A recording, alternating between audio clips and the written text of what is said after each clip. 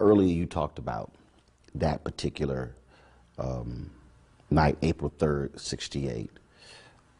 From your recollection, describe for you For you, April 4th, 68. Well, I can't give you a recollection because I have none. I don't remember that day at all. The day I remember is the funeral. And what I remember about the funeral is that lights, cameras everywhere, and it was hot. And I was on my mother's lap. I was a little restless. And during the middle of the service, they end up playing the piece where my father talks about his own eulogy at the end of the Drum Major Instinct sermon that he had delivered February 4th, 1968 at Ebenezer. Now here is the thing.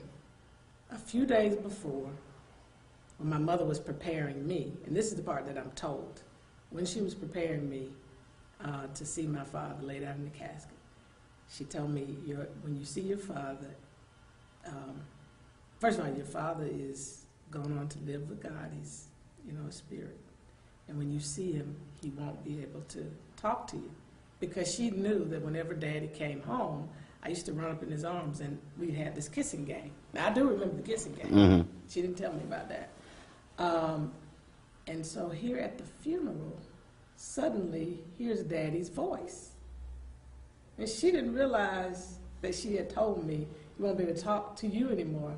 But I'm hearing his voice, even though he's not talking directly to me. I'm hearing my dad, and I'm literally, there's probably film where I'm looking around, and she said I was looking like he was coming up out of the casket. That was very confusing for me that day. And then I do remember, I don't remember going out of the church. Yes, I do. I remember the casket going by. We get out of the church, and then I fall asleep along the route that we walk from Ebenezer to Morehouse. I wake up at Morehouse, and you kids are just strange, the things we notice. So I'm looking up at the stage, and it just looked like something was not angled right. It was like something was crooked, and that's all I remember. I don't remember speeches. I just remember my dad's voice at the actual funeral. I don't think anybody can comprehend what your life was like and that of your sister and your brothers and your mother in the years afterwards. Because this huge figure, who for you is Daddy, mm-hmm. but for the rest of the world is this icon. Talk about that, having to go forward and he's not there. Yeah. Well, it was tough for all of us in different ways. For me, it was the incessant drive of looking for another daddy. It's like, can they be my daddy? So we had these photographers that were around a lot. And when I think about it now, it's like paparazzi. Mm-hmm. Growing up, we had a lot of photographers around, but we had some after. And I can't remember if it was Flip Schulke or someone else, but at one point I said, can he be my dad? Because they were around so much. And it's interesting because kids don't really register color the same way that we do as adults. So that was one thing, I was looking for Daddy. Uncle Andy became, like a surrogate father to all of us. He was actually the only one who stayed around, really, out of everybody. Consistently came by to see us and everything. And then there was another gentleman, Bob Green. I don't know if you know Dr. Robert Green, mm-hmm. who's an educator, worked in the movement in the latter stages. But they came around a lot. The other thing for me is that initially I was fearful that something would happen to my mom. So in the initial stage, I was like, please don't go. Because when she would leave to go out of the house, out of town especially, I didn't know if she would come back. So we had that kind of trauma. And my journey was probably totally different from everybody else's because they had, including Dexter, they had an opportunity to spend time with Daddy on the road doing some of the work. Dexter got to go with him to tour some areas of Mississippi. Martin and Yolanda, Martin went with him there as well, but Martin and Yolanda got to go on a couple of marches or so. I didn't do anything.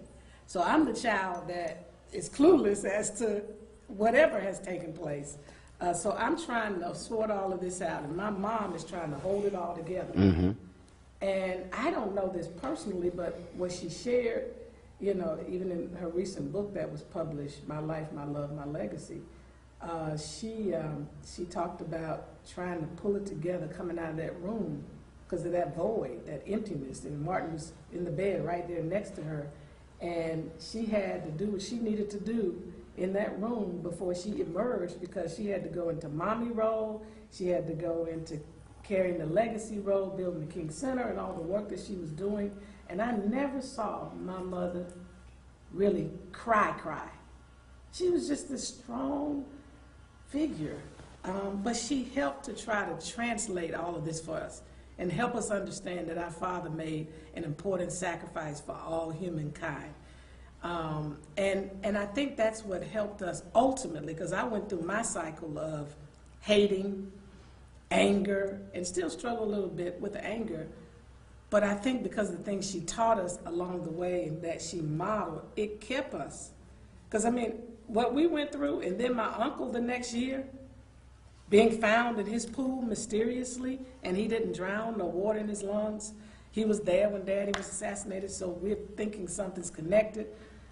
According to, you know, the accounts of Alveda and the brothers, that Vida heard him say, you know, I know you know something about my brother's.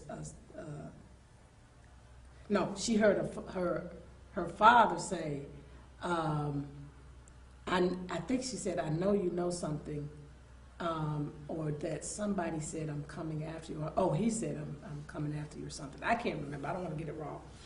But the point is that he was mysteriously found in his pool. Then my grandmother gets shot. Right. So we're dealing with, for me, in a matter of 6 years as a child, I'm trying to sort through all of this. So by 11 years old, Dad is assassinated. Uncle's killed. Grandmother's killed. In 6 years. In 6 years as a child. So I couldn't figure all of this out, and I didn't talk a lot as a kid.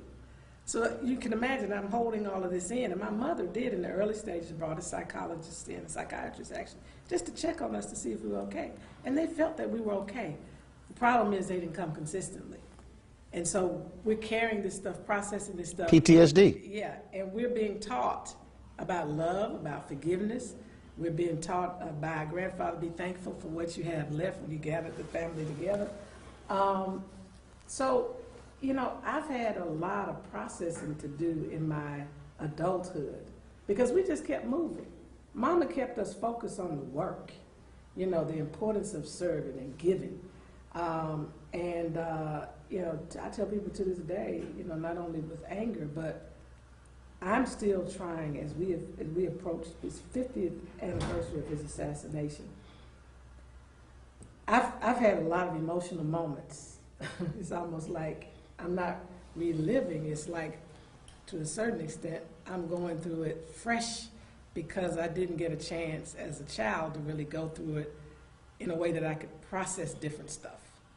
And so for me, one of the biggest things that I've been dealing with throughout various seasons of my life is having to share my parents with the world. I mean, that's just been tough.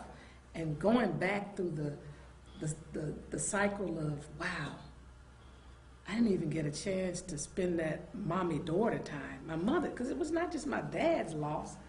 I lost, because my mom was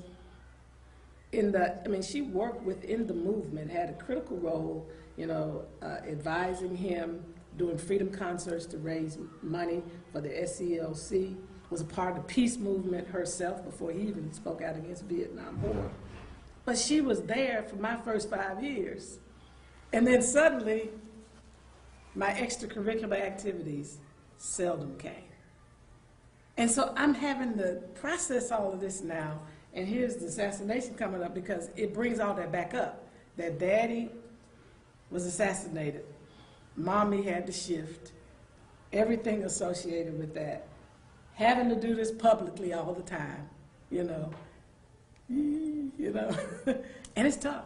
It is tough. For you,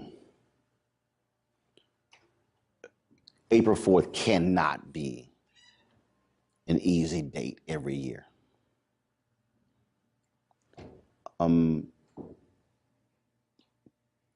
How do you deal with that? Well, let me just tell you what I have. I first have to acknowledge the loss to my mother of her husband and my siblings, our father. That's the very first thing. That was a loss that cannot be replaced. But then I look further and I have to glean and understand that the nation garnered a message and an understanding of a movement. And that is, I mean, for example, you know, if Dad had not been killed, well, probably we wouldn't be dealing with the things we're dealing with first of all. We'd be at a different place. But had he been killed in a different way, it was the way, the trauma, the traumatic way that he was killed that I think makes his message, his movement, even more lasting. I think it would have been lasting regardless, because Dad was just connected. I mean, I wish that I had that level of connection that he had, not just to God, but to the universe and to human service. I mean, you say something like, if a man hadn't found something worth dying for, he isn't fit to live. And you do it. You know, now, I may be willing to die for my child, my wife, and my child, but I'm not ready to go. I mean, most of us are not. But you have to be very poignant and strong. Figure out, you got to be willing to die for what you believe in. That's when people are very serious. You know, Hosea used to say. Hosea Williams. Williams, I should say. Hosea Williams would say. I know, but for the folks who don't know, go ahead. I appreciate you sharing that. You know, he was looking at a picture, Dan, and Hosea Williams was a complex man. He was a chemist, as you may know. But he was an agitator. He was, I mean, he had alcohol problems. He had all kinds of things, all kind of flaws like we all do as human beings. And he used to attack my mom. And so I was going over there to deal with him. Say, now look, you say you love Dr. King, and I'm sure you did, but you're always attacking my mom. Dr. King's vision wasn't about no bricks and mortar. It was about feeding folk. Well, all of that is included. So what you're saying is not quite right. But I never got around to saying this because he looked up at this picture of Dad above his and he said, you know, I loved your dad. I never met a man like him. He said he did two significant things. He conquered the love of wealth and the fear of death. I said, my God. Say that again. He conquered the love of wealth and the fear of death. Now understand, when you don't really care about money, you know things are going to be all right, and you're not afraid to die, you're unstoppable. And that's the kind of spirit that all of us need if we want to address these critical issues today. Not being afraid of what people are going to say or who's going to follow us, particularly if you know you're standing on justice. You're standing on the shoulders of great individuals, because we've had great people in our nation's history and world. It didn't start with Martin Luther King. Martin Luther King Jr. certainly was one of our greatest of our time. But you know, there have been great people going way back who did things with nothing. I mean, you go back to think about it, Harriet Tubman, who said she could have freed more folk if they knew they were slaves. I mean, we've had some. I mean, think about Frederick Douglass. I mean, the list goes on. Du Bois, Booker T. Washington, and the list goes on and on. With so many, and the inventors. And that's. I mean, we don't really, as Black people, honestly, we really don't truly realize who we are. We don't realize we were kings and queens, and that civilization began on the African continent. Most of us don't realize that because we're taught negatively. Now, I don't know what Black Panther is going to do, the movie, to change some of that, because this has never happened. We've never had an almost all Black African cast that is charted all past the numbers. I mean, that's phenomenal, quite frankly. Everybody's kind of focusing on Martin's assassination, and I've been trying to figure out a way to help them to realize that he didn't go nowhere, that his body was buried, but his spirit is more alive now in more ways than any of us can ever imagine. And I think I say that there's nothing that I've done that I did on my own. But that's the view we held about death. He was never nervous about dying. In fact, he almost put you into dozens talking about your death. And he made us laugh at death to keep from getting nervous. And he said, look, you're gonna die.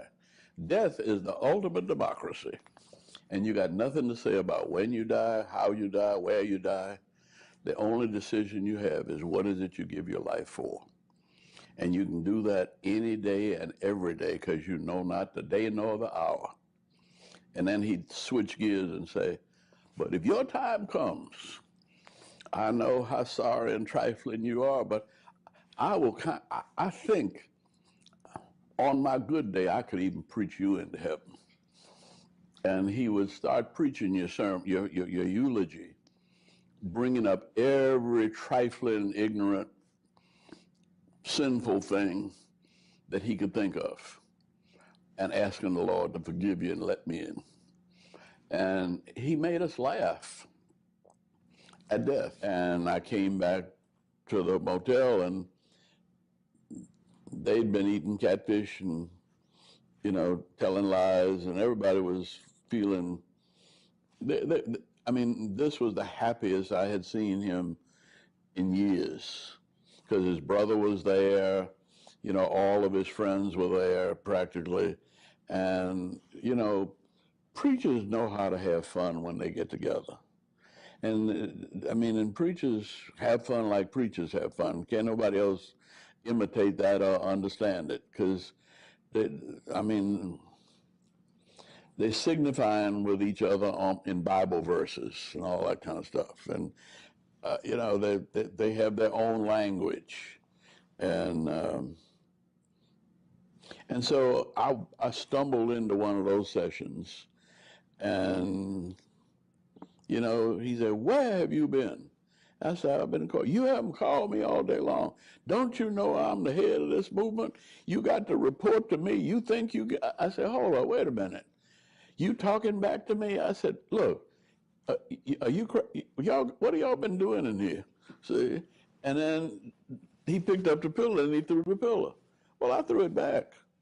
See? And that was like the beginning of a free-for-all. And everybody grabbed pillows and they all beat me up. See? Well, it was fun. But then somebody Billy Kyles knocks on the door and said, my wife is cooking dinner for y'all. And she's waiting, and she's got it all set up on the table. And so he said, well, let me go put on my shirt and tie. And he went upstairs and put on his coat, shirt, and tie. And he'd just come out, and I said, look, it's still cool, you better get your top coat. And it was almost as though he was saying, I don't need a coat. And he sort of raised his head like he was testing the weather. And then shot rang out. And we all gathered together after we came back from the hospital. And we all decided that you can slay the dreamer, but we will keep the dream alive. Take me to the last conversation you had with him. When was it? The last time I had an opportunity to talk with Dr. King was in mid-March.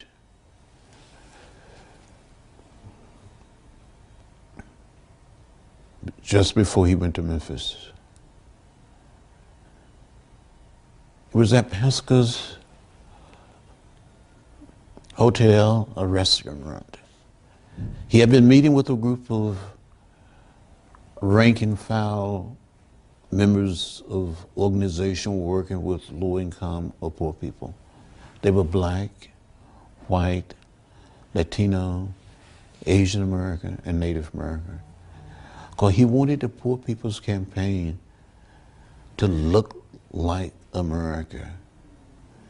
And he kept saying, I will see you in Washington. And he never made it to Washington.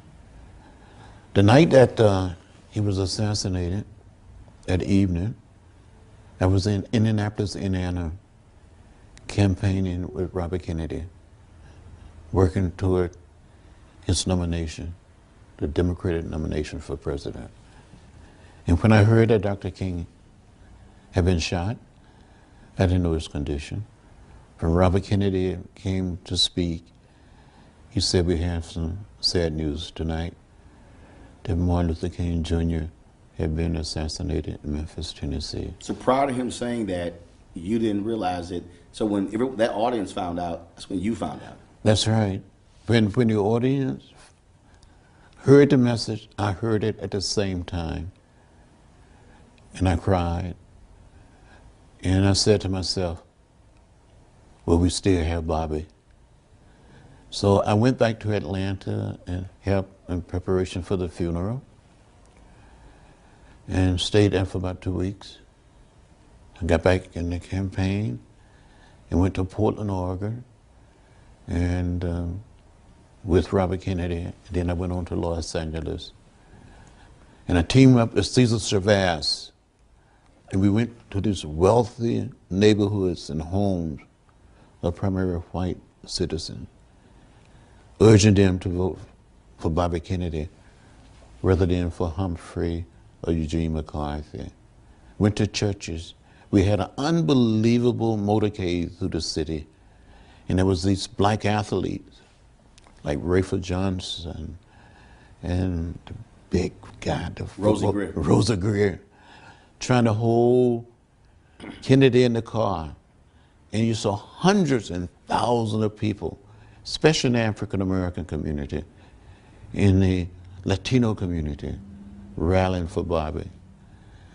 And he invited me to come to his suite that evening, and he joked with me. He said something like, John, you let me down today. More Mexican-American turn out to vote than Negroes. And he was just joking.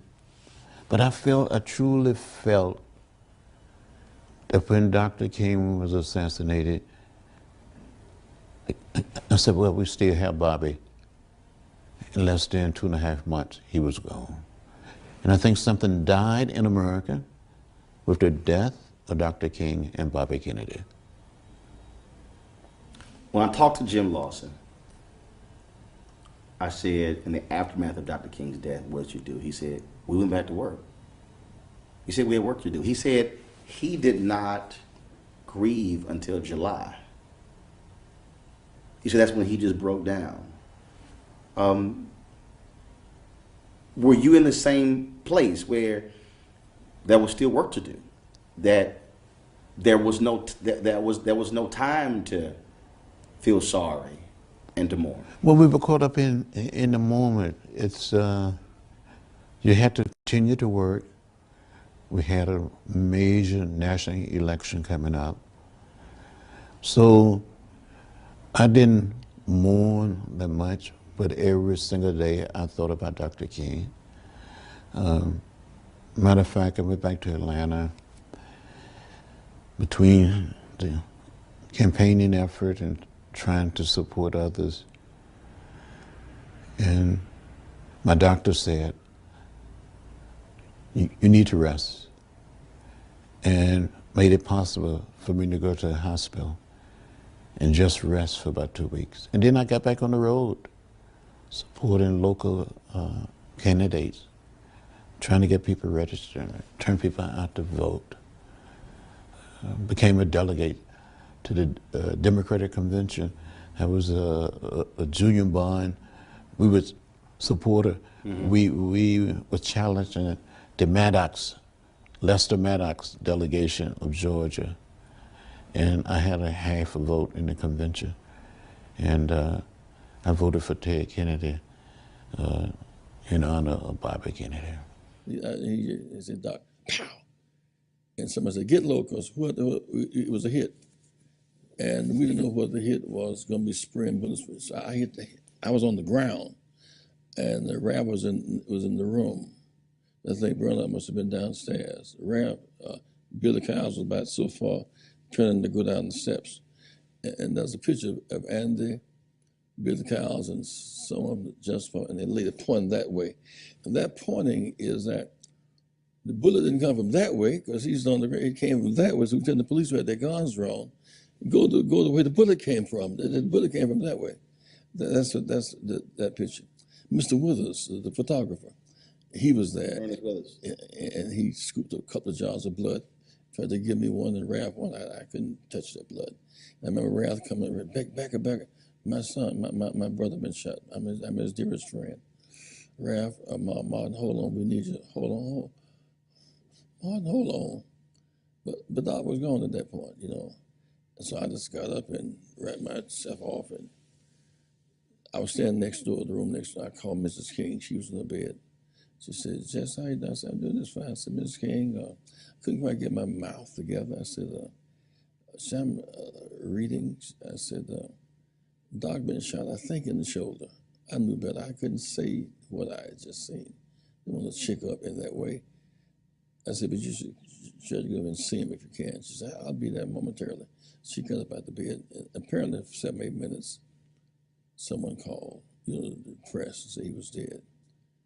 Man, bedlam broke out. I mean, the fires around the country. But what excited me the most was, I think it was Reverend Joe Lyre that said, we can't let one bullet kill a movement. We went through all the trauma of his death. I remember being in the room with Harry Belafonte and Sidney Poitier and Robert Kennedy, talking about what Dr. King meant to us. And doggone, we were in Washington, and Robert Kennedy got I was at home, and my mom woke me up and told me. And I remember her crying, and when I seen her cry, I started crying. I mean, it just hurt me so bad, and it hurt my household and so bad. It's just, and I remember seeing the clip, everybody pointing at the vacant building, and man, and I seen his brother, and it was just like, oh man, all this blood.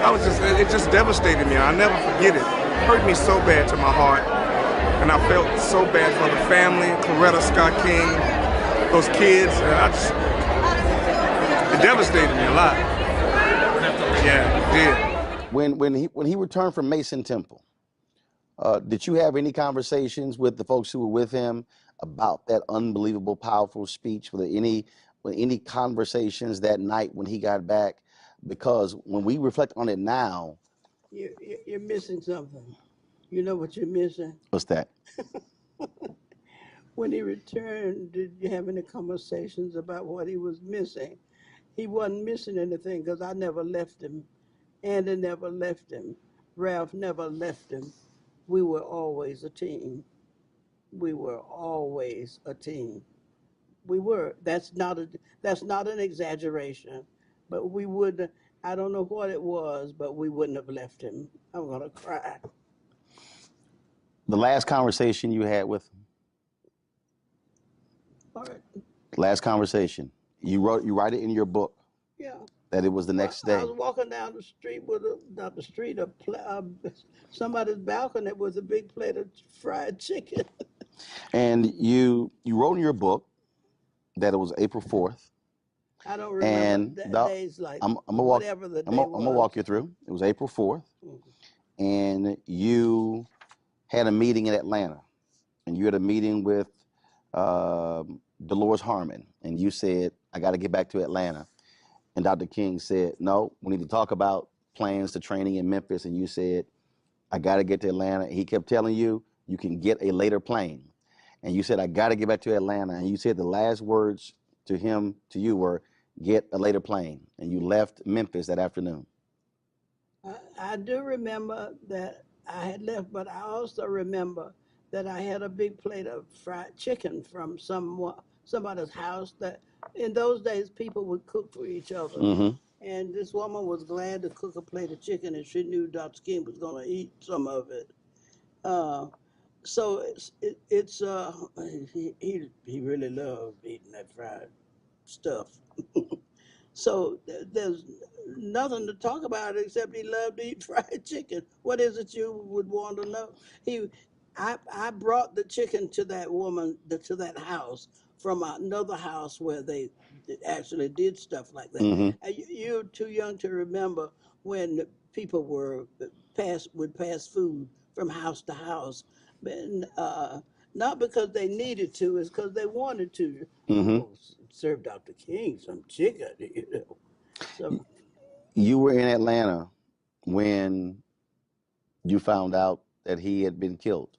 uh, now that's the very very hard part for me Mm-hmm. to detail, and so it's I remember somebody. I remember that I had a plate of food that Martin, because he had not had any dinner. Now that was a previous day, on April 4th. You were in Atlanta. Okay, well you're reading, so I gotta go read my It's all book. good. It's all good. So April 4th, you're in Atlanta, and Rita Samuels tells you Dr. King shot, somebody Yeah, killed him. I need to read that again because my recollection is I went to get this plate of chicken, and I don't want to debate about it Right, right, until right. That was April 3rd. That was April 3rd. yeah. So this is the next day, Yeah, and you. I don't remember. I'm gonna go get my copy It's down. all good. Well, no, there's your copy right here. Yeah, And so Andrew Young called you, and y'all talked, yeah, and you said, "I wish I could have been there with him in that last moment. Talk with him one more time, showing total support for what we were about." And he said, "That's all right." And he was calm, and he was consoling you. And I reflected on what Martin had said to me that morning, get on a later plane. And you said, Andy and I both had an abiding love for Martin. We love him still. We both still cry sometimes as we remember. yeah. So yeah. The closeness, I think, is what a lot of people don't really understand. How close all of you were. It was too late to do anything different. We were close. We were like I don't know what it is when you, maybe in the I don't know military or somewhere where people get connected and they stay connected. That's not a good analogy, really, because I remember taking him some food at that woman's house, and when I took the food, and I got to think about which happened which happened first. Mm-hmm. You know, the shooting or did I get the food in his hand and you know things like that. Those are not details that I have held on to because I didn't need to. And you're the first one that asked me, you know, about you know that I used to talk about. He was walking down that corridor in the church when Mm-hmm. with some staring at that lady's high heel shoes. Do you still miss him?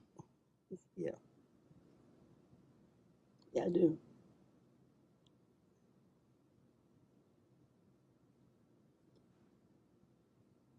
Probably always will.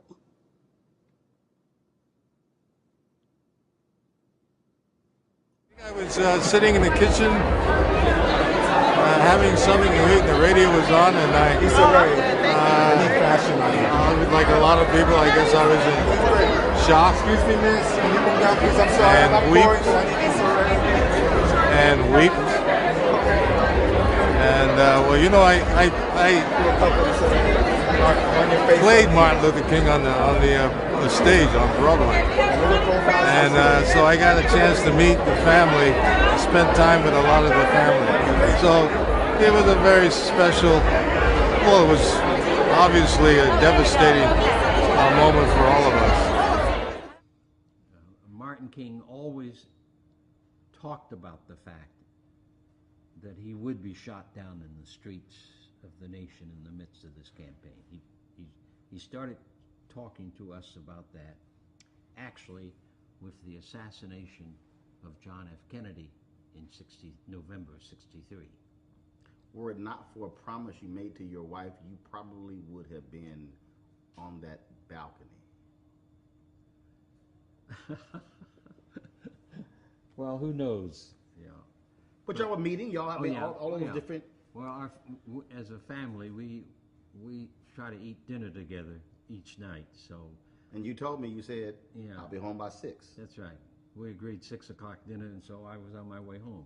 I was in the kitchen with Dorothy when we heard the news over a television set that Dr. King had been shot. At 6:01. Now I just left him, not too long before that.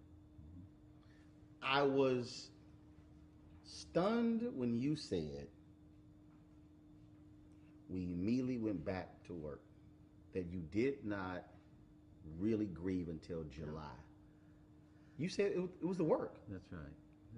Yes, that's right. Well, in the midst, like these terrible times in which we live, doing creative work on behalf of truth and justice, on behalf of people, on behalf of the wonder of life, on behalf of dissolving sexism and racism, doing work is one of the best ways for us to grieve. So I recognize that as a pastor, as a religious person. So yes, 9 o'clock Friday morning we marched, and I worked through the night to be sure that we were going to be there. I think I remember being shocked and stunned. You know, of course, you know, the passing and the death of someone in the public space was not something that a 9-year-old considers.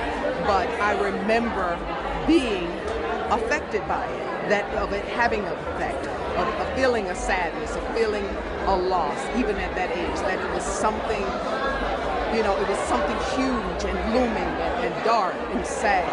I think that was the beginning of, you know, what loss looks like.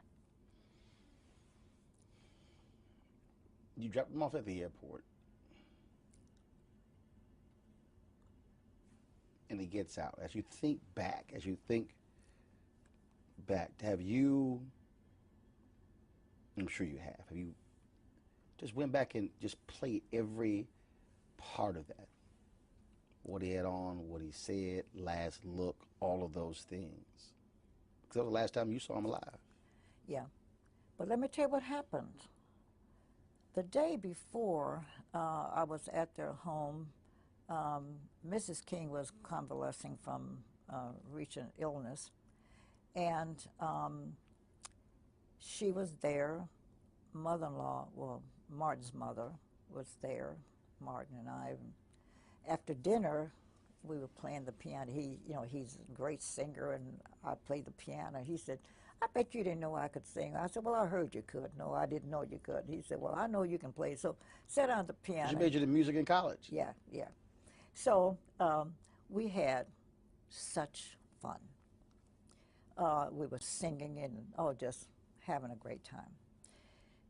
When we separated, the evening ended, I went home and told him I'd pick him up the next morning, whatever time established. But Mama King called me that night about 11:30, and she said, you know, I know you're taking ML to the airport tomorrow, but tell him something for me.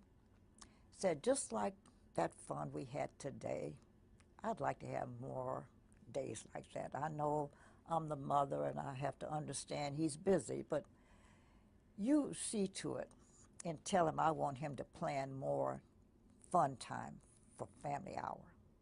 Will you do that for me? I said, of course. Well, I told him, I said, now your mother called me, and I told her she wants more of your time, and we're going to see that you do that. Well, guess what?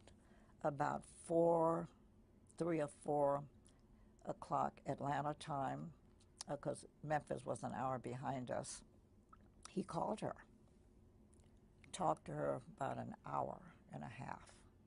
She said it never happened before. Could you take your mother for granted?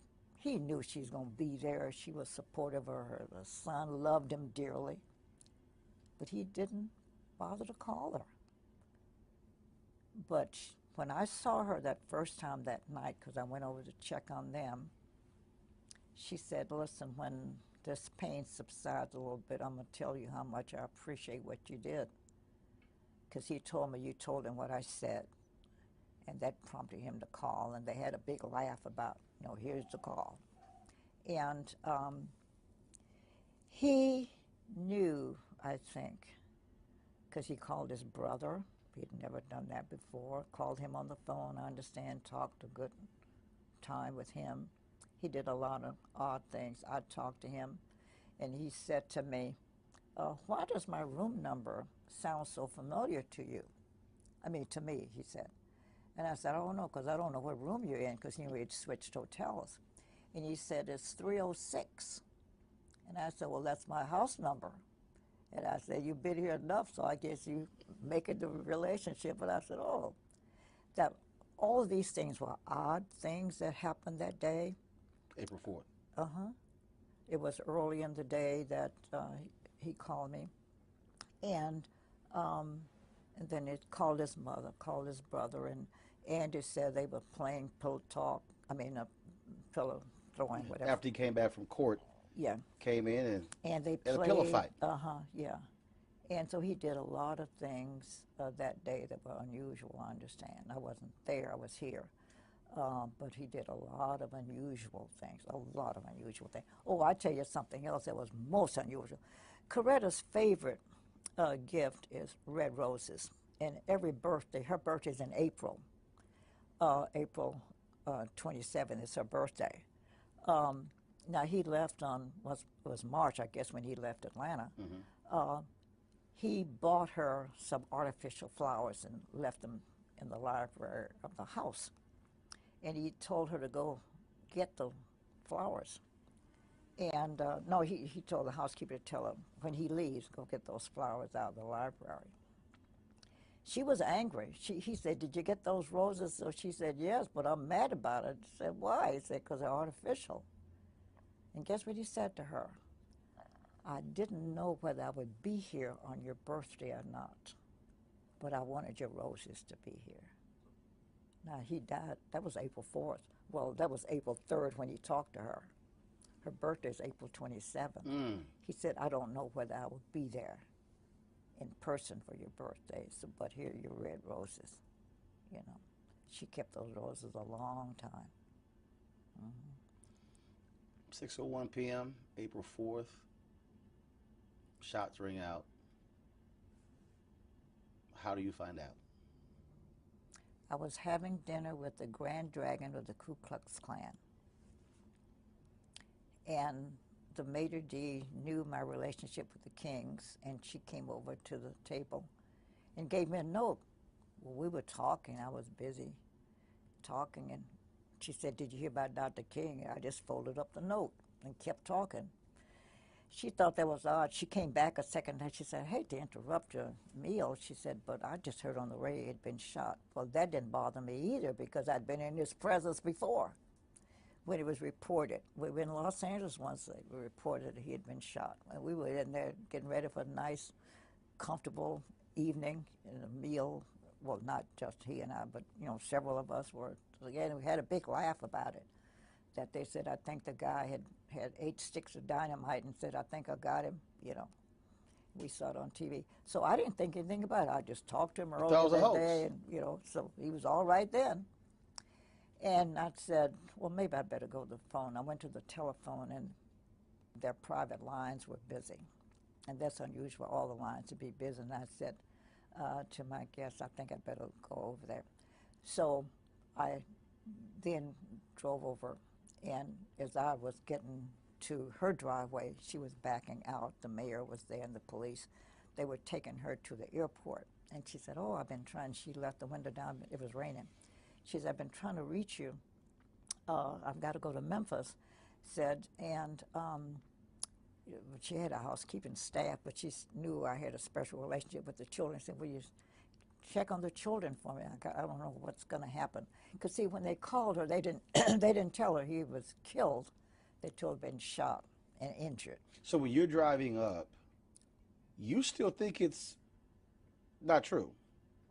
Well, I think something must have happened in order for the mayor and the police Right. to Once come as, get it. I knew but as you're something driving happened. over, you're going, okay, we've heard this before. Let me drive over. Yeah, right. But then Yeah. when you turn that corner and then you see Yeah. police and the mayor, that's when it hits you. Just something. Okay, something happened. Something did happen. And so you pull up. She rolls the window down, but she doesn't know that he's gone. That's right.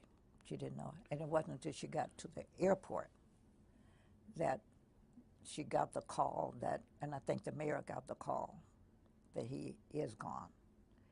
And so Martin's secretary was there at the airport to join her, and they went to the ladies' room, and that's when she got the real official word. And then she came back home. So you're in the house with the children. And I stayed. I didn't leave there until 5 days later, 6 days later. You know he's gone. Did you wait for her to return to tell them, or they made aware, the children? Oh, I would never, not even consider telling the children. She came shortly, I guess, after, well, I guess they could speed, but she came, it didn't take her long to get to the house, and she came in telling her staff and everybody. By now, the house is filling up because everybody else now has heard. But she said to her staff, do not tell my children. I'll do that myself. And so her bedroom was at the end of the long hall in the house. So she decided to make that her solace. And then the people up front would answer the phone and then direct the call back to see if she would take, and I'd be the interceptor. I just stayed with her. But she got ready to go tell the boys, and she asked me to go with her. And she had a death grip on my arm, tightly, trying to tell the children. She told Dexter first, the younger boy, that, your dad has been seriously hurt. She couldn't bring herself to say. She said, your dad has been hurt. Well, how bad is he hurt? She said, pretty badly, I understand. But we'll talk about it later, but, he's not coming home. And I've got a lot of things to do. And he said, well, if he's hurt bad, and he jumped out of his bed. He said, if he's hurt badly, why are you still here? You all do everything together. Why are you still here? And he was chastising her. And she said, oh, well, got a lot of decisions to make. She was calmly, still holding me so tightly. And then we went to the other side of the room, which was the other boy's side, Martin. And she told him, he was older, so she said, it's pretty serious. And so we got a lot of decisions to make. I don't know what we're going to do first, but it looks like he's very, very serious. She still can't say. She couldn't say it. And he said, well, what must I tell my children, my friends at school tomorrow? So she said, well, you're not going to go to school, so you won't have to worry about that. And he leaped up. What do you mean? I have to go to school. Miss Davis said there'd be no cutting her classes. And I laughed later, not at that moment, but I said, oh, that teacher put fear in those kids, cutting these classes.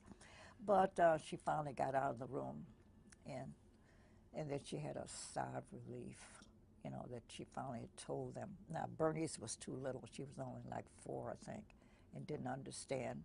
But Yolanda came in, and she sat on her mother's bed right beside her, and they embraced, crying, like, we're big girls, we're not going to cry. Daddy wouldn't want us to cry, so we're not going to cry, Mommy.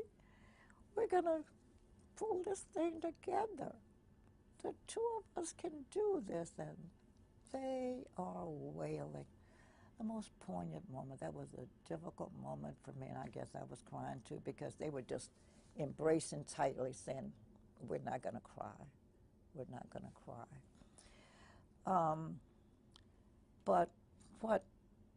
So they finally said, okay, we're gonna work this thing out. as the calls were coming in, they would assume Mrs. King would want to talk to the president. And so you know his voice. So I would take the call and said, okay, Mrs. King, this is President Johnson. But what was interesting, everybody had the same message. And it's the same one maybe you and I make, like someone dies, she said, if I can do anything, let me know. And meeting it, you know, anything you need me to do, let me know. If there's anything I can do. Mm-hmm. Everybody had the same message except one call. Kennedy, Robert Kennedy. His call was the one that was different. He said, Mrs. King, it's obvious now. When he called, it was, now see, in Atlanta it was about 5 or 6-ish, and people started calling. And so up until now, it's almost 10. Mr. Kennedy said, it's obvious, Mrs. King, that you need more telephone lines because I've been trying to get you ever since the news broke. But Mr., and I'll make up a name because I don't remember the name, but Mr. John Jones is en route to Atlanta now to install 9 telephone lines for you. He'll be there at 12:30 tonight. He's en route now. I also heard on the TV that you'd perhaps want to go pick your husband up in Memphis. So we've dispatched a plane. It's already there in Atlanta.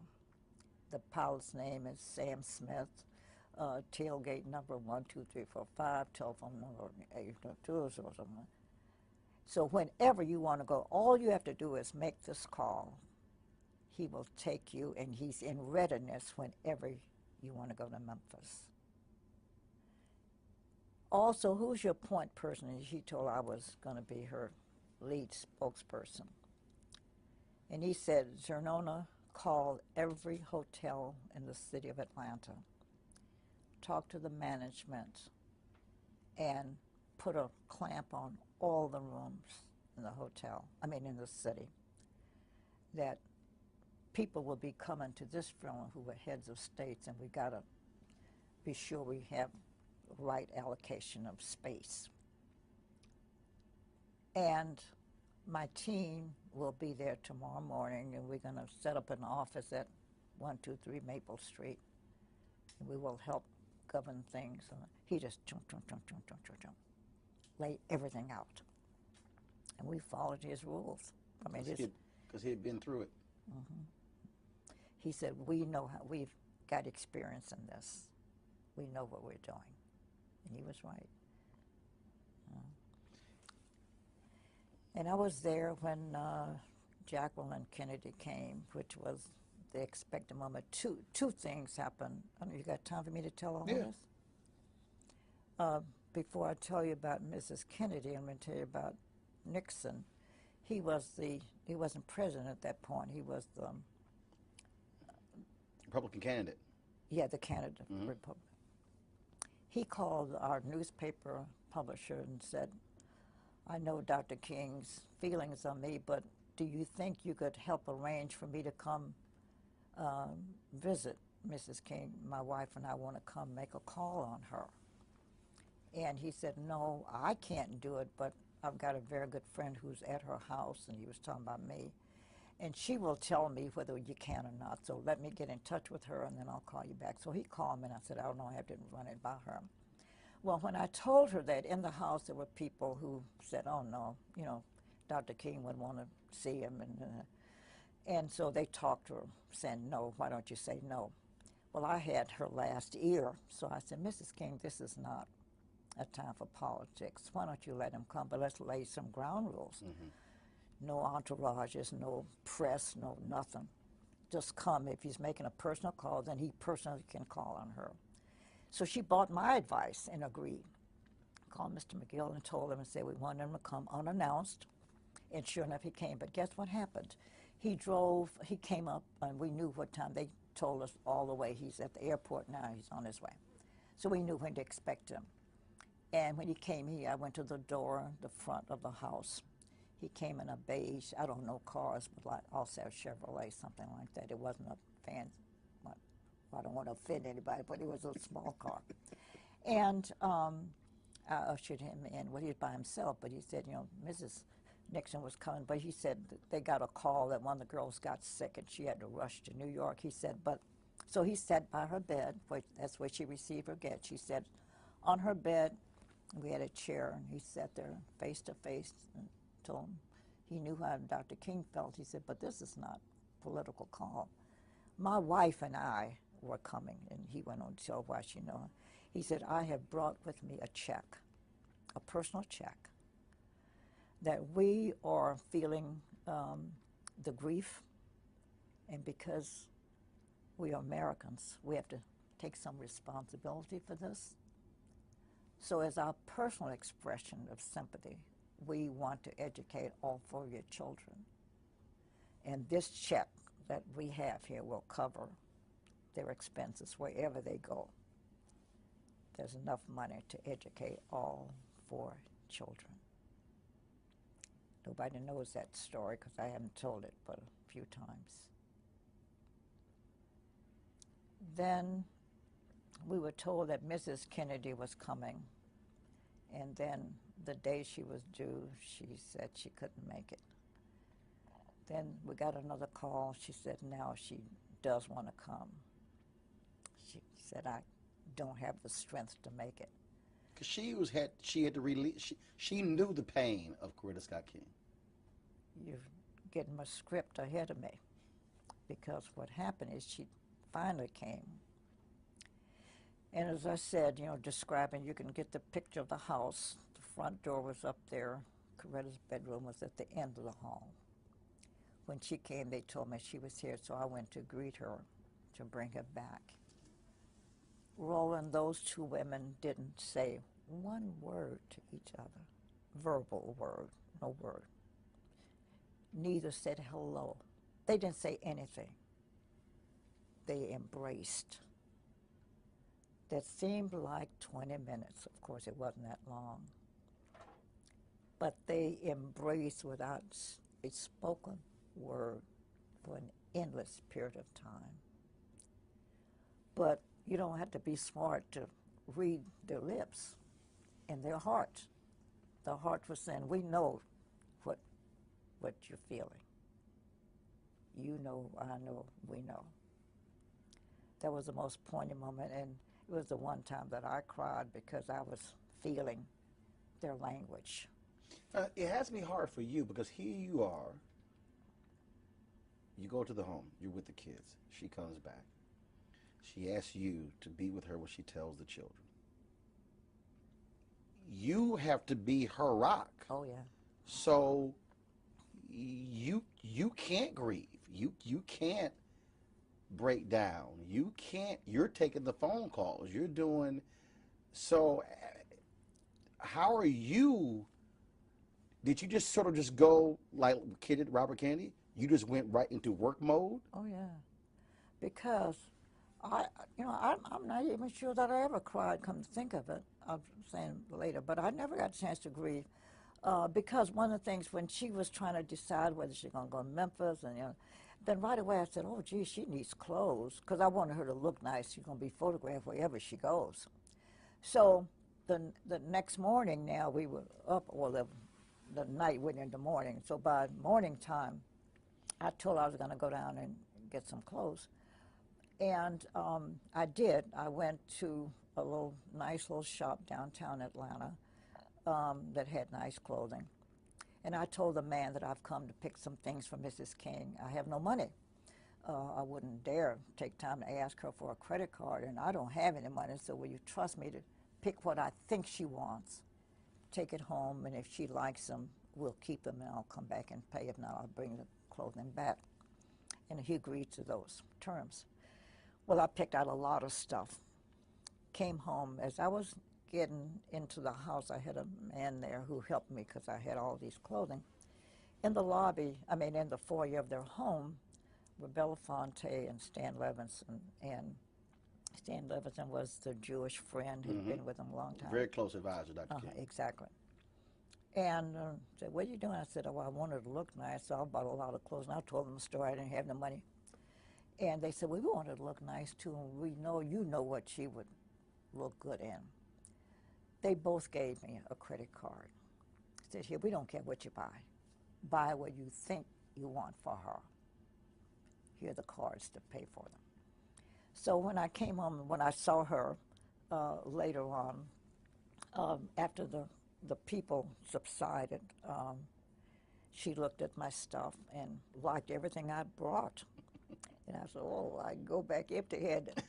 So I said, and I told her the story. I had money. Because she said, to give me her credit card. I said, oh, no, I got 2 credit cards. I went back, and guess what the owner of the store said? You got a balance here? I thought he had lost his mind. I'm the same one who just left you with all your clothes.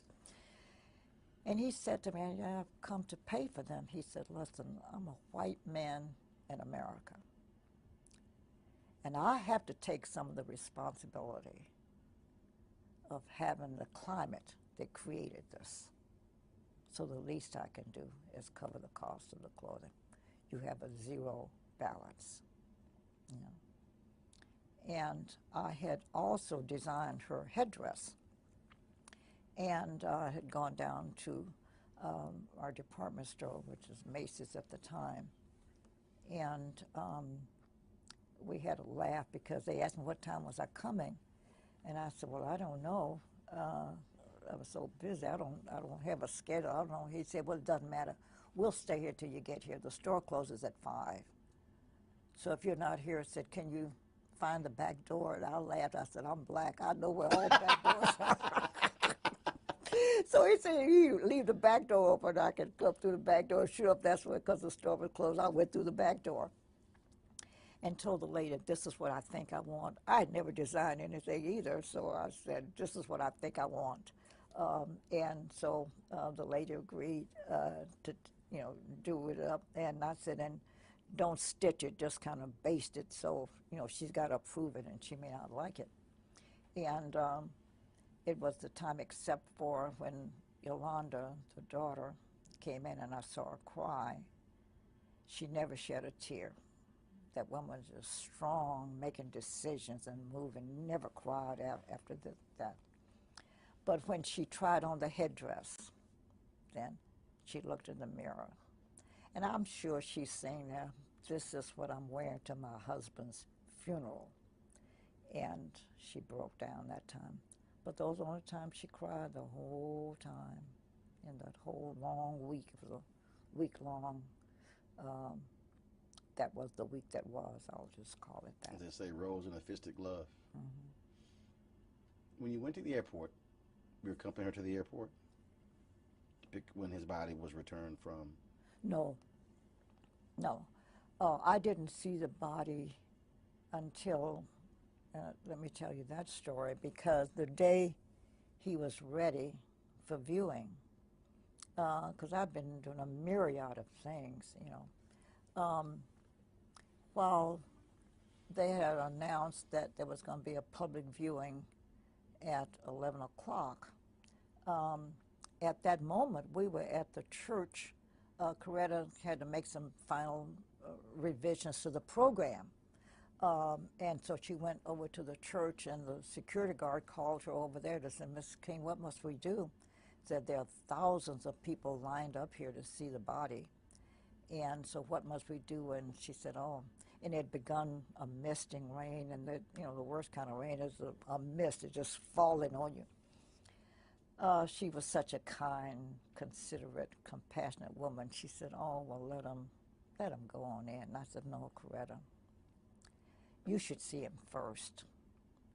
And I said, the public will wait, but you need to see him first. And what good advice that was, because once we finished the church, we went over to view. And Harry Belafonte and his wife and I were the only non-family members. Everybody else, it's a large family. And I saw them when they came in. I stepped aside, and Coretta came down, and she had a faint response, like she was going to collapse.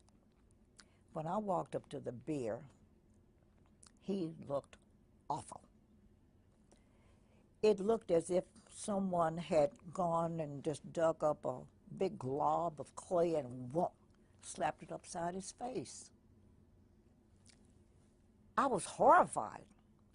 So I stepped over quietly to the mortician and said, "Sir, is there anything you can do to the side of his face?" He crashly said, "Miss, his jaw was blown off. That's the best I could do." I was shocked. Loudly in the Loudly. presence Coretta of and the all of them family? could hear. Oh, I was so angry with him. And I finally said, "Forget him." And I said, something has to be done because he looked horrible. I mean, this big old glob of stuff. And so Coretta and I, they're sitting down. Oh, and I looked at Mama King, that's the mother, who's dark-skinned.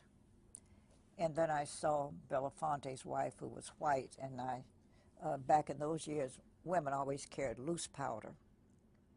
And I was hoping that they had some. And I said, "Mama King, you got any powder?" She said, "Oh, yeah." She gave me her powder, which was dark.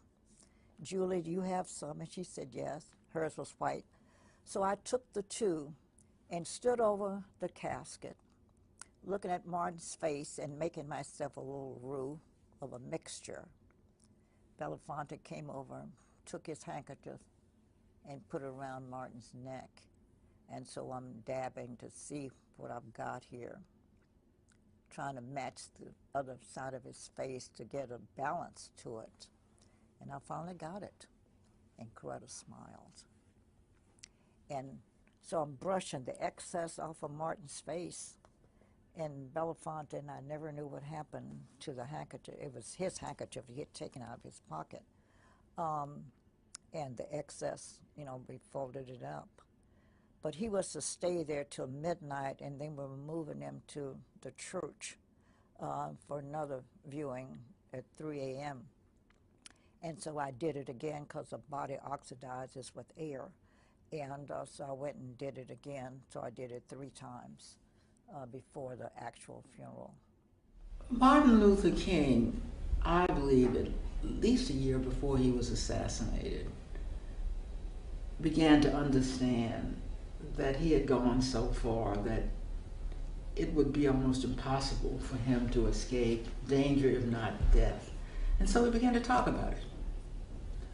And up until the very end, when that last night at the Memphis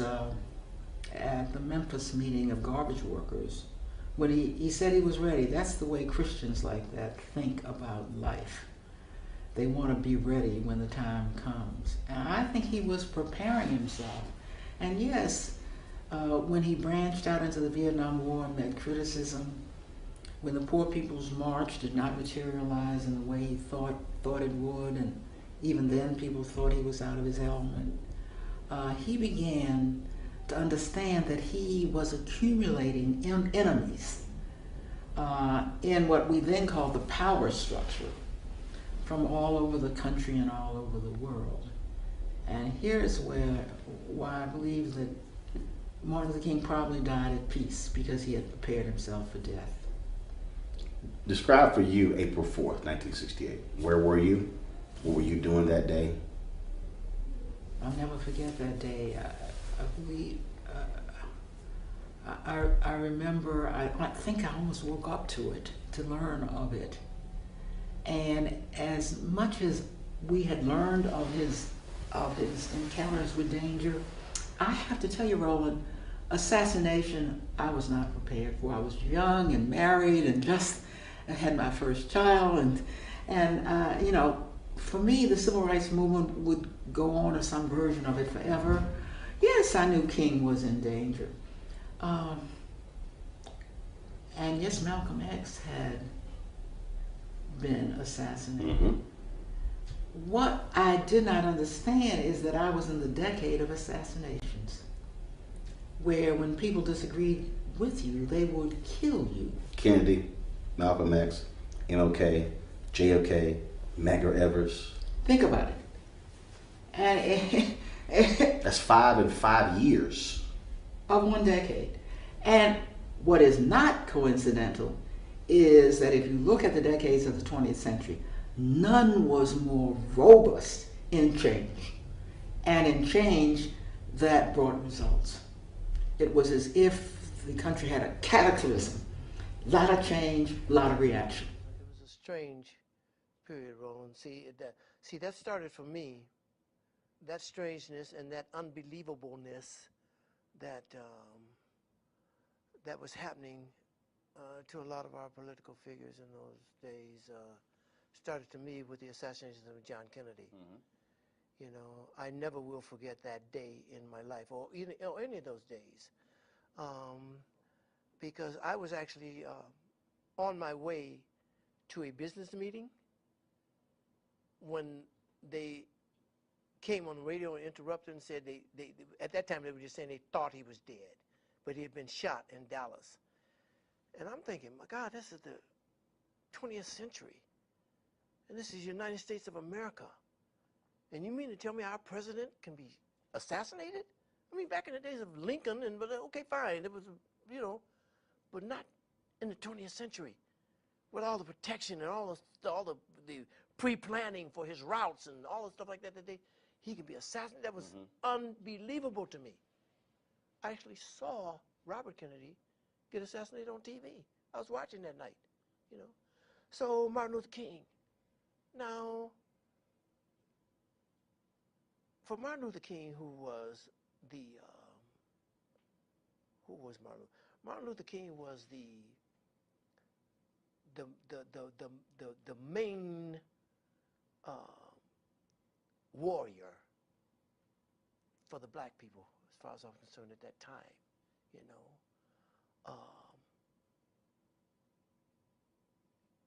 I wasn't as surprised that they killed him as I was when they killed Malcolm X. You know what I mean? I wasn't as surprised because Martin was into a lot of stuff that a lot of people, bigots, hated. He was a marked man. I didn't expect it. I was hoping that it would never come to that, you know what I mean? But it did not surprise me because of who he was and what he was doing, you know. Horrible day. Horrible, just, oh man, here we go again. Where were you? I don't even know where I was. I was in oblivion, that's where I was after that. I don't know where I was, but it was just, here we go again. When is this going, what's safe? Who's safe? You know what I mean? Weird April day. 4th. What were you doing that day? What was the day like? Oh yeah, every day was a day of mobilization. We would meet with the men to the degree if there was any progress. We'd report on what that was. If there were any unusual things happening, fill them in on that. If there are any questions they had or decisions they need to make, to try and get that done. But everybody was mobilizing for the march. But you also had a court hearing that day, if I'm correct. Yeah, that was a series of injunctions, but SCLC took responsibility for dealing with the injunctions. Andrew Young and James Orange and some of the other fellows and their lawyers took responsibility for the court because the court had enjoined the march. It had not enjoined the mobilization and community action work that we were doing. So that day goes along. You go throughout the day, you get to the evening. Where are you?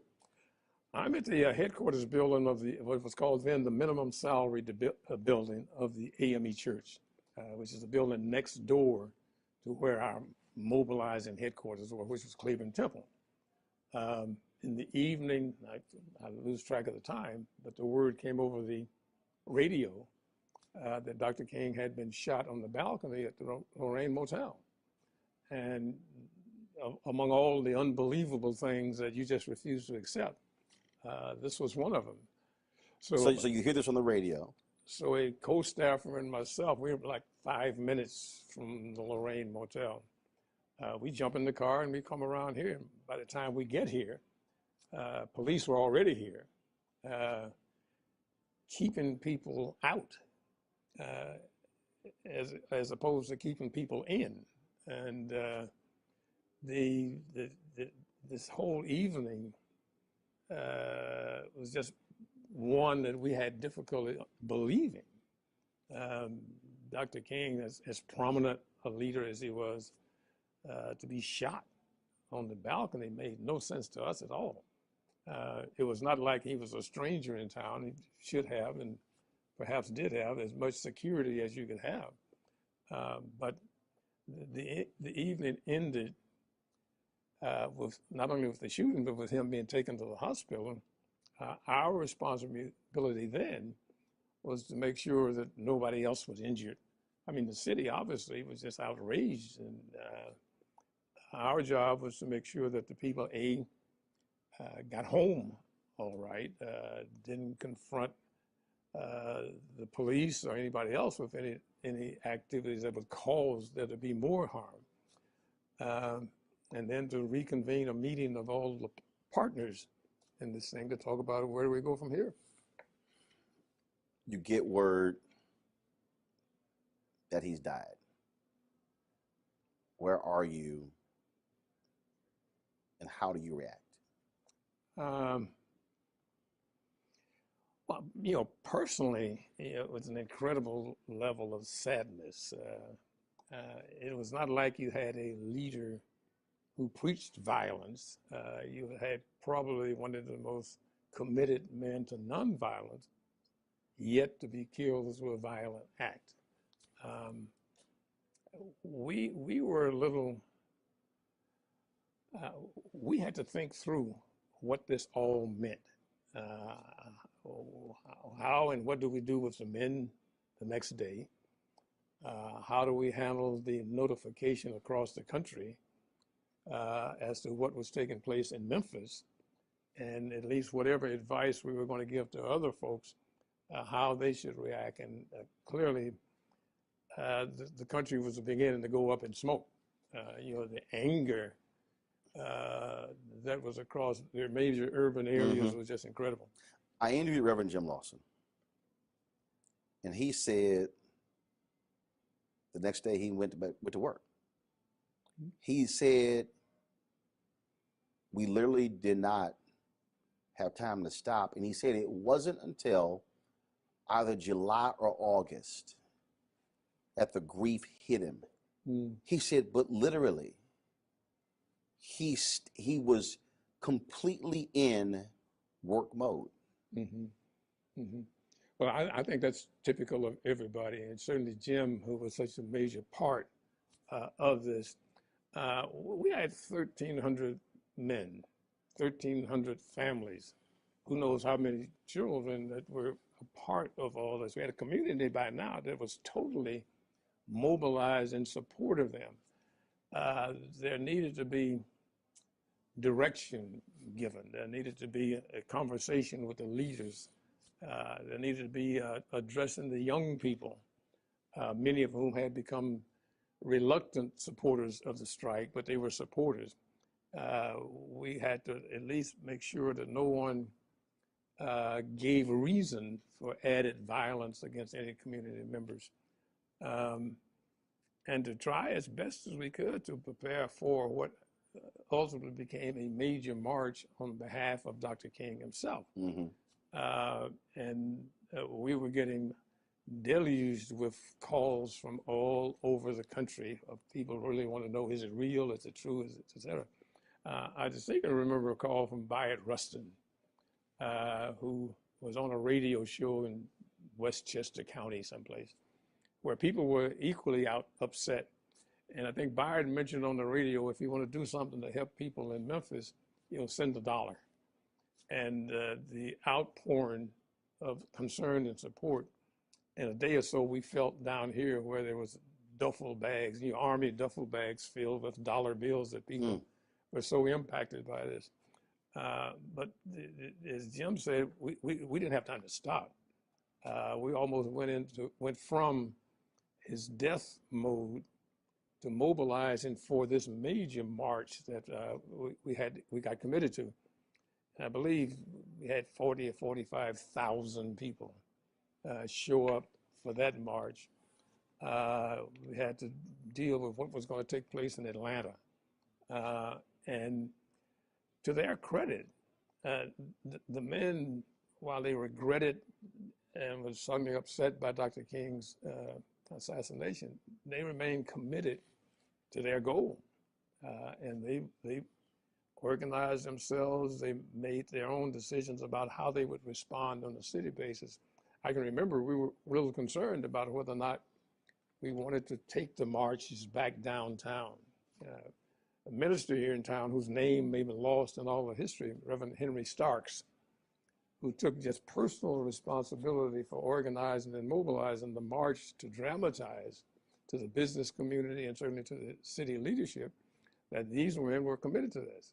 And I think we wanted to take a day off, but the men asked us, aren't we going back downtown? Aren't we going to march today?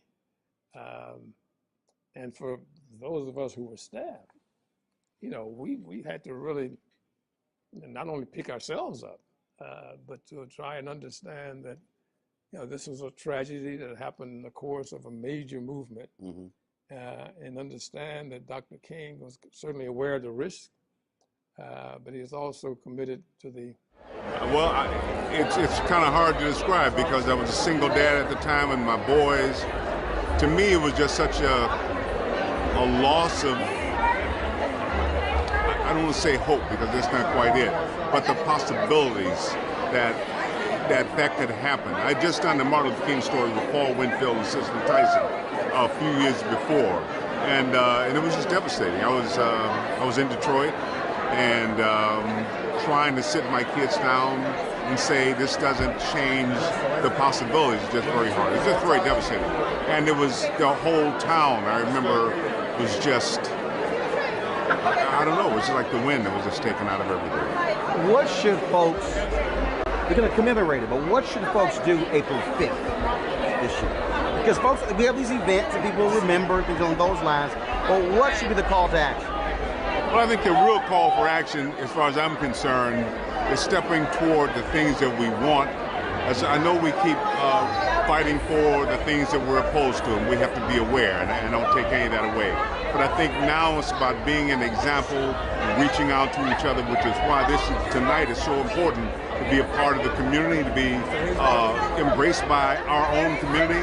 So I really hope that we will remember to include each other, because we have a way sometimes of getting a little exclusive. And I don't think that's what King was about or his legacy was about, but we really need to include each other. We get really caught up in a lot of diversity. That's a wonderful thing, but for us, I think we need to embrace our brothers and sisters. I had finished shaving and was standing on the balcony, and there was some staff down on the ground. And Ralph was putting aftershave, Aramis aftershave on, when he heard what he said sounded like a firecracker. And then he looked down and saw the soles of Martin's shoes. And he ran outside. And the staff was up crying and all carrying on. And he said, "Stop acting like sissies. Call the ambulance. Call the ambulance. You don't have time to cry. Call the ambulance." And he called the ambulance, and when they got there, the ambulance came. And they got in, Ralph got in, and took Martin on to the hospital. And Ralph said to Martin, he grabbed his head, he said, "Ralph, Martin, this is Ralph, this is Ralph, this is Ralph." And he grabbed him up and held him.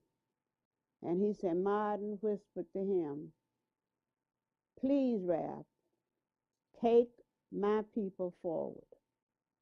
And Ralph said, "Oh, Martin, oh, Martin, oh, Martin." And he never said another word. He was gone. Oh, wow, when they said that Martin had been shot, Coretta called me and said, "Juanita, we always kept a bag packed, because we never knew when we were going to have to move instantaneously." So she said, "Martin has been shot, and we need to go to Memphis. I said, okay, I'll meet you at the airport. And as we turned into the airport, they announced Martin Luther King just died. And my little children were in the back, and they just started screaming and hollering, oh, Uncle Martin is dead, Uncle Martin is dead, Uncle Martin is dead. Oh, what about Yoki? What about Yoki? Because my daughter and Yoki were like, you know, they were in diapers together. So they were each other's first friends. So we got there, and the chief of police and everybody was around Coretta. And because I told you we were getting ready to go to Memphis. And I said to her, I said, well, Coretta, I'll meet you back at your house. So I left there and went on to her house. And I stayed there that night. And I said, well, Coretta is, you know, what are we going to do? I said, I'm just so glad Ralph was not there. I said, because they would have gotten two at the same time. They would have gotten both of them. I don't remember grieving at all. This was what you always expected, all right? But you knew also that that wasn't going to end the struggle. And it's the struggle that you were concerned about. And you were the struggle that Martin was concerned about. It was, that's what it was all about, right? Is that it wasn't about, well, Martin is dead, and so let's go home. And that's nonsense. You would work harder because you didn't have a Martin King. We knew that everything was going to change. Describe for you April 4th, 1968. What were you doing that day? Where were you? April 4th, 1968, I was in my office in Wall Street, and I was leaving early because I was preparing to go down to Memphis, Tennessee. I had already talked to Martin earlier and to Bernard Lee and Andy about the logistics, about I want to be sure that you're going to have somebody meet me at the airport so you can take me directly to the place where he was speaking. Okay. So I'm rushing to go to the airport. And the phone rings. And I said, I don't answer the phone. Then something said, I don't know. I said, answer the phone. So I picked up the phone. It's Harry Belafonte. I said, Harry, I can't talk to you. I'm rushing to the airport. I'm going down to see Martin now. He said, you got your television? I said, no. I said, he says, Martin's been shot. I said, what? So I turned on the television. And there, that's all it is. Martin Luther King Jr.'s been shot, you know. I get on the phone. I can't reach anybody. All the lines are busy. I can't reach Billy Kyles. I can't reach anybody. Can't reach Bernard. Can't reach anybody. Can't anybody meet me. And I'm trying to decide what to do. And then the phone rings again. You know, I wasn't even paying to the television. The television's in another room, and I'm trying to get through on the phone. Harry Belafonte, he says, Martin's dead. And he says to me, well, what are you going to do? And I said, well, what do you think I should do? He said, I don't think you should. Harry says, I don't think you should go. I said, we should get some more information. I don't think you should go. So I hang up the phone. And the very first thing that came into my mind was, they finally got him. They finally got him. Sometime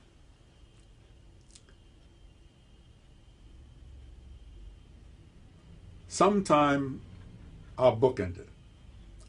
Sometime between April 4th, 1967 and April 4th, 1968, I had come to the conclusion that was not a question of whether Martin King would be assassinated. It was only when. And I discussed it very closely with Stanley Lederson. And he said, well, this has always been a danger. I know. I said, no, Stanley, you don't understand. Something new has happened. He said, yeah, I agreed. No, but I was really, and I was, you know, also angry. And so when that happened, they finally got him.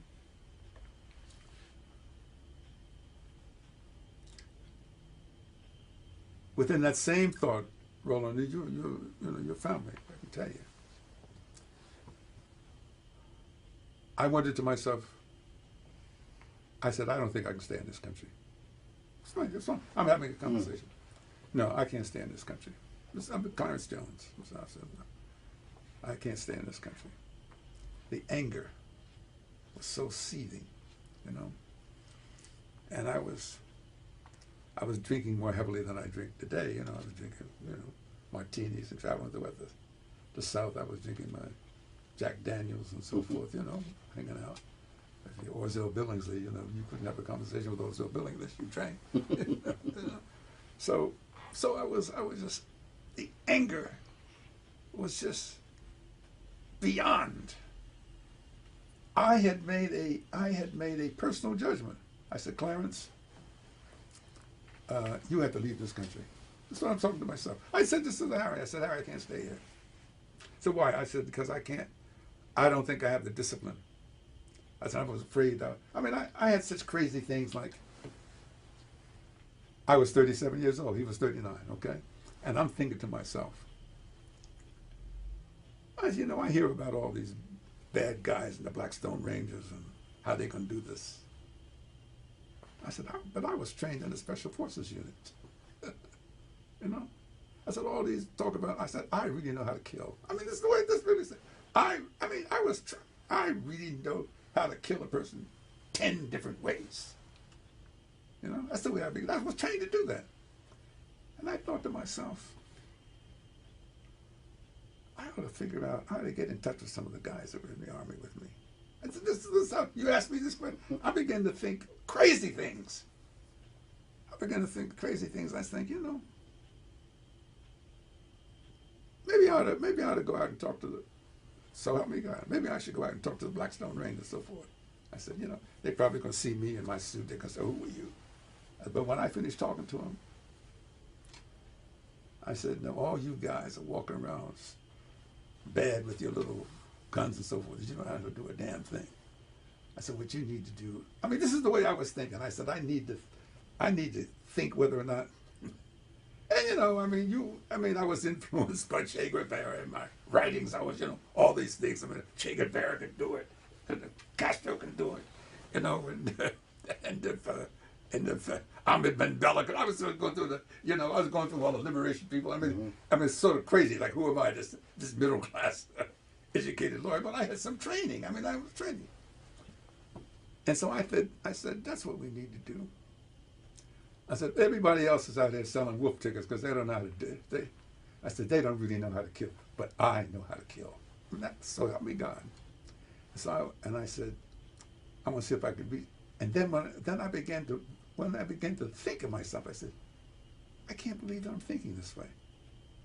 Okay. And I shared a little bit of that with Harry Belafonte and another fellow, a good friend of mine, and I told Al Sampson and Benny Johnson in Chicago, you know. So Bennett said, calm down. He said, if you want to sit with the Blackstone Rangers and so forth.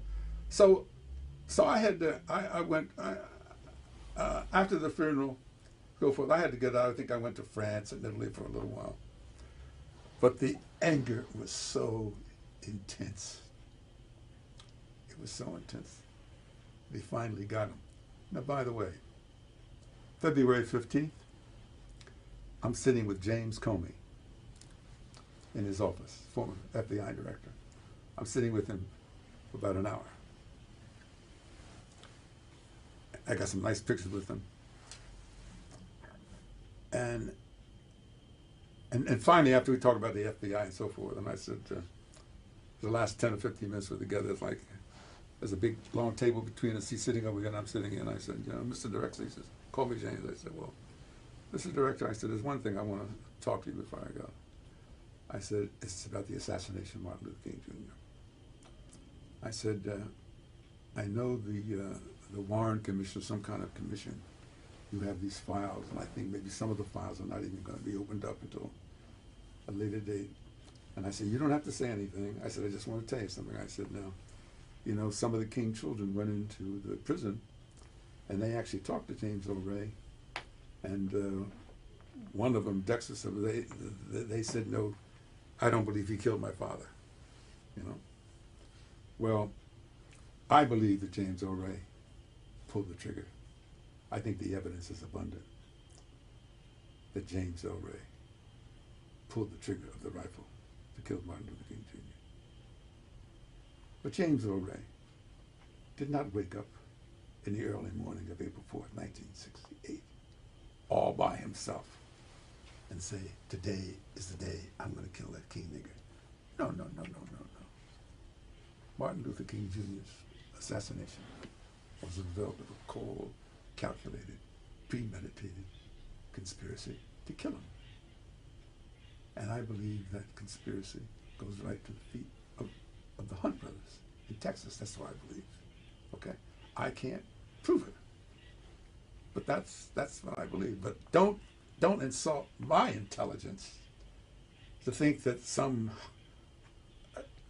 hardly limited educated James O. Ray, he had a map of Canada, so he didn't have any education, he didn't have any geography. Where did he get? He didn't know that. It was clearly so forth, you know. And so he leaned over to me and says, "You have some very strong opinions." I said, "Yes, I do." So I said, "You and the government may think that the case is closed, but I don't think so." And he said to me, "You didn't hear me say the case was closed, did you?" I said, "No." "You didn't hear me say the case was closed, did you?" I said, "No, sir." Deep, right? And you know, by the way, I mean, you don't know, I'm going to tell you. He has a huge, Comey had a huge desk in his office. Mm-hmm. Had a glass top on it. Under the corner of the glass top is a photostatic copy of the memo from Robert F. Kennedy, from J. Edgar Hoover, mm-hmm. to Robert F. Kennedy, asking the authority to wiretap Martin Luther King Jr., in which the Attorney General had to countersign it, and it shows, "Okay, do it. Okay, do it." He says, "The reason I'm showing you, Mr. Jones, is every time there's a meeting of agents in my office, particularly a new agent, before they leave, I make them look at this, and I says, the FBI can never become that agency again." Describe April 4th, 1968. What were you doing? Where were you? Well, you know, I had left the country. I left in '67. Like a lot of people, I was not going to be drafted. I had sent my draft card in and just said I wasn't going to go. And decided that, you know, the other choices were 5 years in jail or leave. And I thought, well, I'd always wanted to see the world, and saved up, my wife and I saved up whatever money we had, and we left in early fall of '67, and came back. Where'd you go? I just ran around Europe, went to North Africa for a little bit, and just any place that, actually we started in Northern Europe, it got cold, we started moving toward the southern part.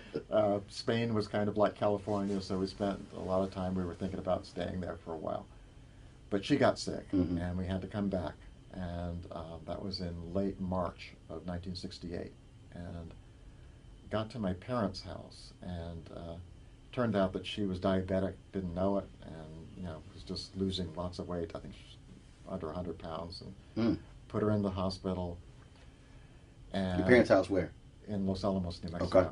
And so while she's in the hospital, turn on the TV, learn about Martin Luther King being assassinated. He was assassinated right there in Los Angeles. So for me, it was just a way of saying, look, this country is in real trouble.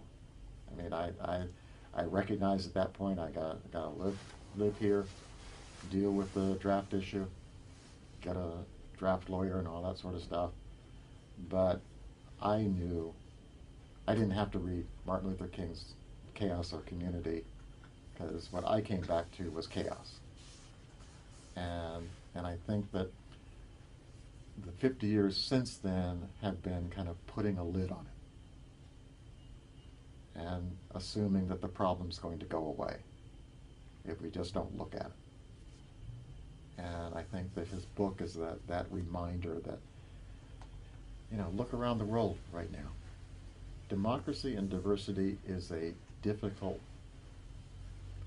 Vincent Harding, who I admire a great deal, and you know obviously, he said we should have advanced courses for everybody in democracy and diversity, because if you are investing your destiny to a group of people and they're not like you, different religion, different, other things, you're going to have to learn how to work with that group of people. And I don't think we as Americans understand that takes work. And if it doesn't, you're going to have serious. April 4th, 68. Where are you? What's that? April 4th, 1968. Memphis tragedy strikes. Where are you? How do you find out? How do you feel? You're talking about Dr. King's death? Yeah. I was here in Tuskegee at that time. And of course, I was very sorry and very, very upset over his death.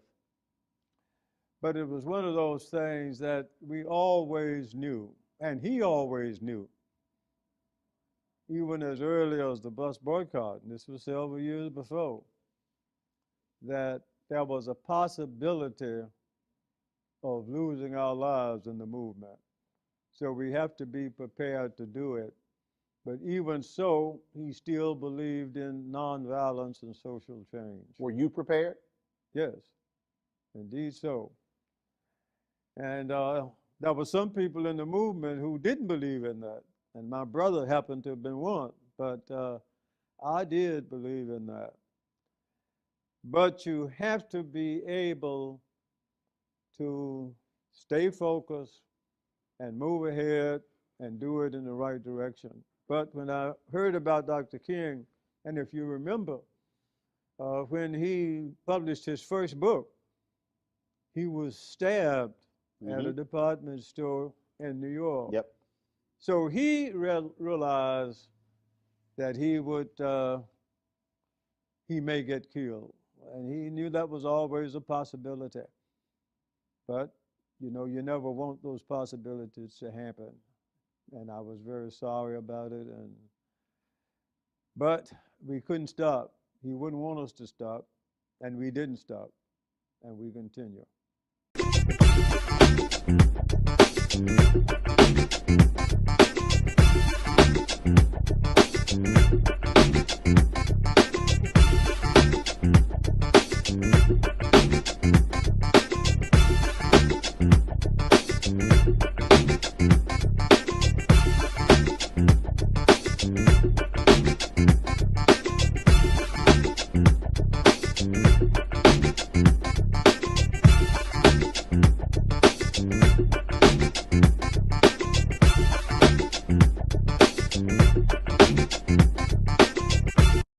support Roland Martin Unfiltered, be sure to join our Bring the Funk fan club. Every dollar that you give to us supports our daily digital show. There's only one daily digital show out here that keeps it black and keep it real as Roland Martin Unfiltered. Support the Roland Martin Unfiltered daily digital show by going to RolandMartinUnfiltered.com. Our goal is to get 20,000 of our fans contributing $50 each for the whole year. You can make this possible. RolandMartinUnfiltered.com.